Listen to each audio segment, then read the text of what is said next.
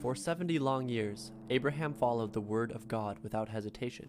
To that regard, he was rewarded with a son, Isaac.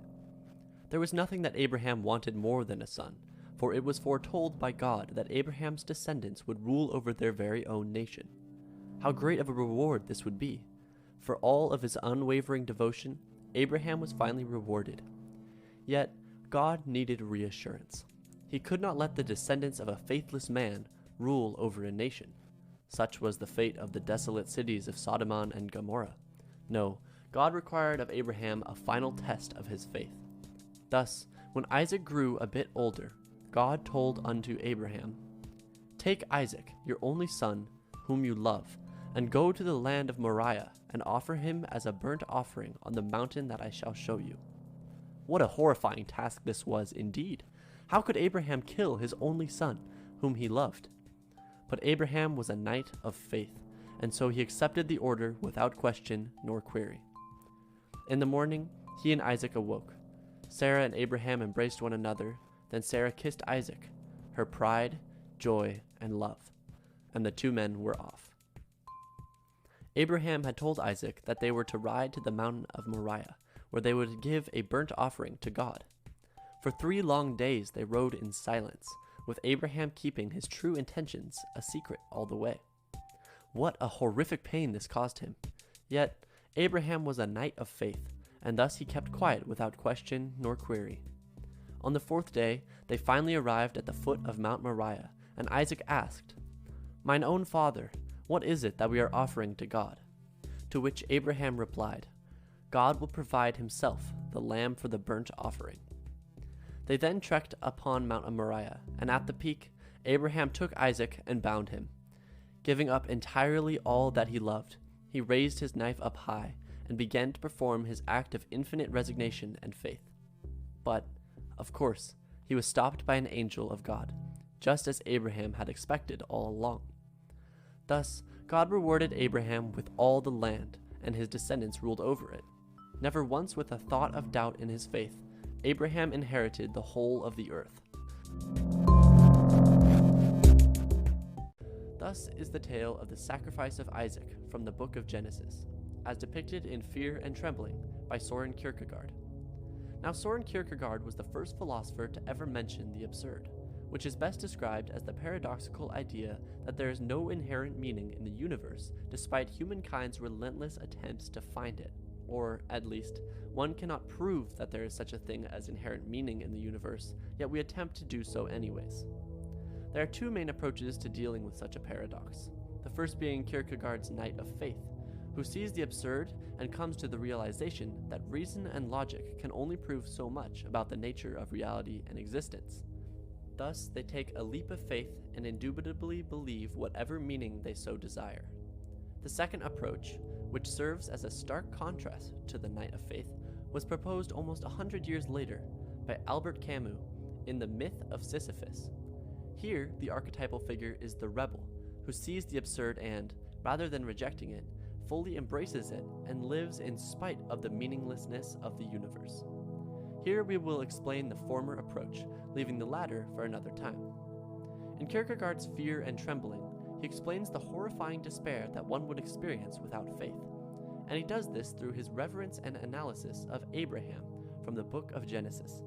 He writes that, if there were no internal consciousness in a man, if at the foundation of all there lay only a wildly seething power, which writhing with obscure passions produced everything that is great and everything that is insignificant, if a bottomless void never satiated lay hidden beneath all, what then would life be but despair?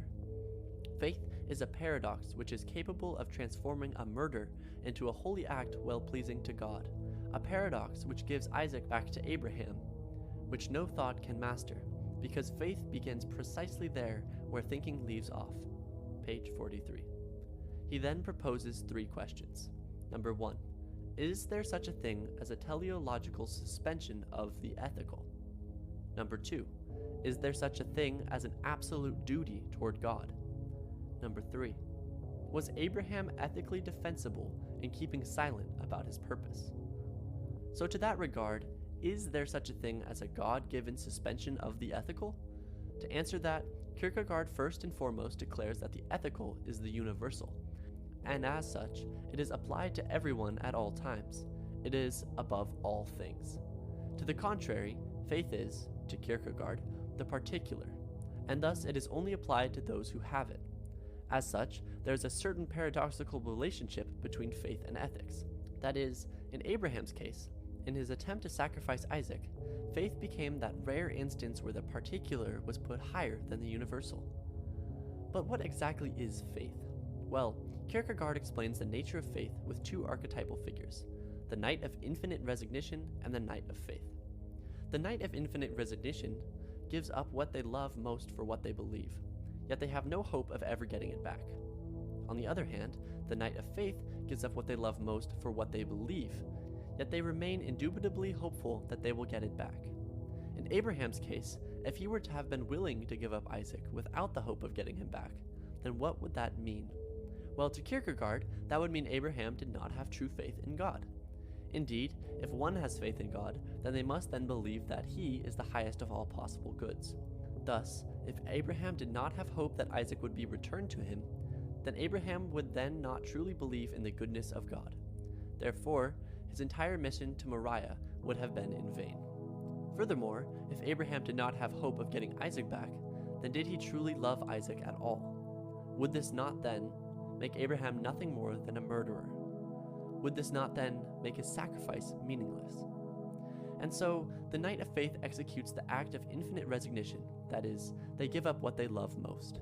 However, out of virtue of the absurd, they take a leap of faith in believing that their sacrifice shall be returned to them. This, according to Kierkegaard, is precisely what Abraham did. That is, Abraham saw the absurdity of his task to sacrifice Isaac, and, in virtue of it, chose to believe that he would lose nothing in the end, thus being therein rewarded by God. And so Kierkegaard writes, "The story of Abraham contains therefore a teleological suspension of the ethical. As the individual, he became higher than the universal." Page 54. Now, is there such a thing as an absolute duty toward God? To this problem, Kierkegaard first proposes that faith cannot truly be faith if it never became higher than the universal. That is, in his words, the ethical is the universal, and as such, it is again the divine. One has therefore a right to say that fundamentally every duty is a duty toward God. But if one cannot say more, then one affirms at the same time that properly I have no duty toward God. Duty becomes duty by being referred to God, but in duty itself, I do not come into relation with God. Page 57. And thus Kierkegaard proposes that in faith, and by virtue of the absurd, God becomes the absolute. Therein lies yet another paradox of faith, that is, in his words, there is an absolute duty toward God, for in this relationship of duty, the individual as an individual stands related absolutely to the absolute. Page 58. How can an individual stand in absolute relation to the absolute? Well, to Kierkegaard, it is simply by the act of having faith in something that they believe to be absolute. In so doing, however, Kierkegaard proposes that one must then take the burden of the paradoxical nature of faith, which is, in and of itself, a burden, because it must be walked alone. No one else can get you, the individual, to have faith but yourself. Ethical concepts, on the other hand, are generally obvious, universal matters of common sense which one learns as they age and experience life. For instance, one may ask Abraham, "Why are you going to kill Isaac, your only son whom you love?" To which Abraham will say, "Well, it is a trial of God." If you do not have faith in God, such an answer will seem quite mad to you, and herein lies the burden of faith. Without accepting this burden, one cannot have faith. To this matter, Kierkegaard writes, "The knight of faith is obliged to rely upon himself alone. He feels the pain of not being able to make himself intelligible to others, but he feels no vain desire to guide others." Page 66.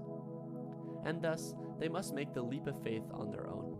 Such a leap is perhaps one of the most difficult things one can do, for it means giving up everything without anyone's reassurance but your own. So Kierkegaard answers his second question by proposing that either there is an absolute duty toward God, or faith has never existed at all.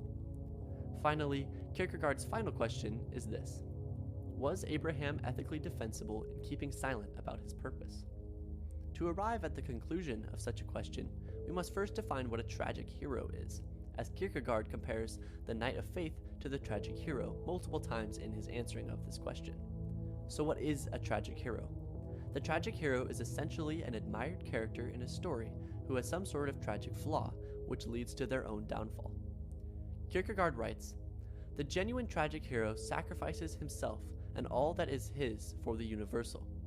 This does not fit the case of Abraham. He does nothing for the universal, and he is concealed." Page 93. Thus, the tragic hero can choose to either speak or not speak, as long as it serves the universal. Abraham, however, both chooses to remain silent and cannot speak, or as Kierkegaard puts it, "If I, when I speak, am unable to make myself intelligible, then I am not speaking." Page 93. Again, since this paradox requires the one who is burdened with it to walk their path alone, it is as such that Abraham cannot tell Isaac of his true intentions. Here, then, lies further anguish and turmoil for Abraham, all of the more strengthening the proof of his faith. To Kierkegaard, the tragic hero cannot know his own turmoil, for they can speak if they desire, and they will most certainly be understood.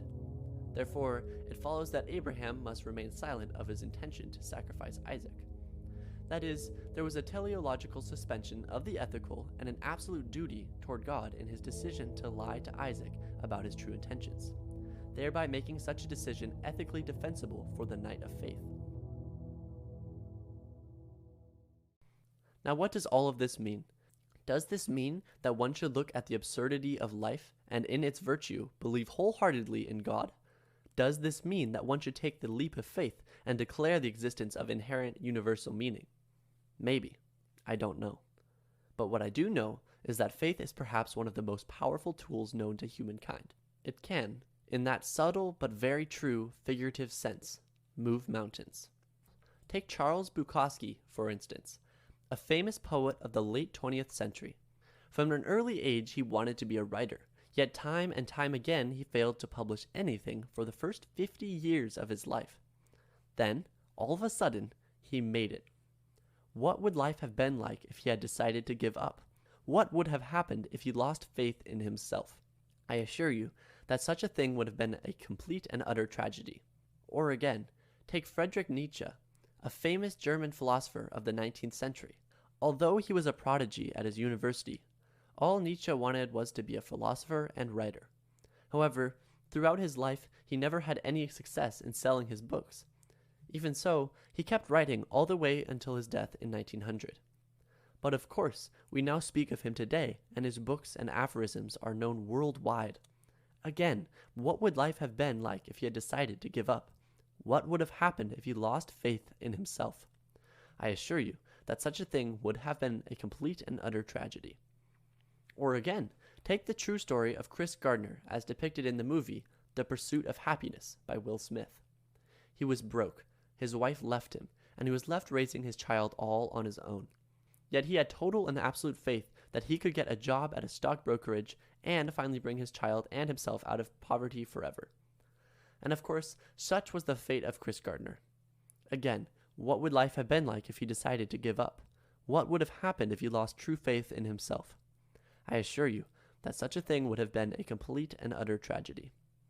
As such, faith is perhaps the greatest of all things. But whether that faith is in God, your dreams, the people you love, the beauty of life itself, or all of these, just remember that the burden of such faith rests upon you and you alone. No one in the world could possibly understand it better than you. With that, when people tell you that the path you walk is pointless, or when you see yourself fail time and time again, and the pain of this failure burrows its way deep into your heart, or when you have that feeling that what you're doing just feels right, but no one in the world could ever possibly understand it, out of virtue of the absurd, out of virtue that rationality and realism can only get you so far in a world that's indifferent to your rational understanding of it, take a leap of faith and do it anyways. I leave you with the powerful words of Soren Kierkegaard from Fear and Trembling, when he writes, "Faith is a miracle, and yet no man is excluded from it, for that in which all human life is unified is passion, and faith is passion." Thank you for listening.